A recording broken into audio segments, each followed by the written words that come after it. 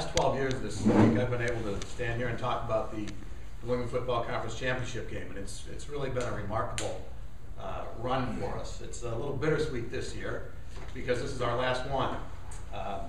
The Massachusetts State Athletic Conference schools and the Little East Conference schools have decided to break away from the New England Football Conference, and that is going to take away our championship game. To give you some idea of how competitive this game has been over the years, when this game started, I probably could have remembered all these things. Now I have to write them down.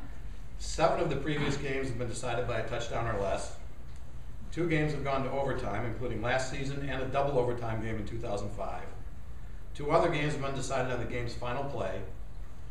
Saturday's game will mark the 6th different NEFC champion in the last 6 years. If that doesn't speak to the parity in the league, I don't know what could. This year's winner will be the 9th different champion in the 13 years the game has been played, and 13 of the conference's 16 institutions have competed in the game on at least one occasion. So you can see with a competitive situation like we've had for this game, why it's really very, very sad to see it go away. But that being said, we are expecting a great championship game on Saturday. It will pit Salve Regina University with a record of 9-1, which really stands 1 point on a rainy Friday night at MIT, away from being 10-0. Salve Regina is a very, very good football team, and when I say team, that's what I mean. They really have a phenomenal group of young men that play football. There are no stars on this team. The best player is probably a defensive back who returns punts and kickoffs. He leads the NEFC in both punt returns and kickoff returns, and he's the only player on their team that's anywhere near the top in any of the individual stats in the entire league.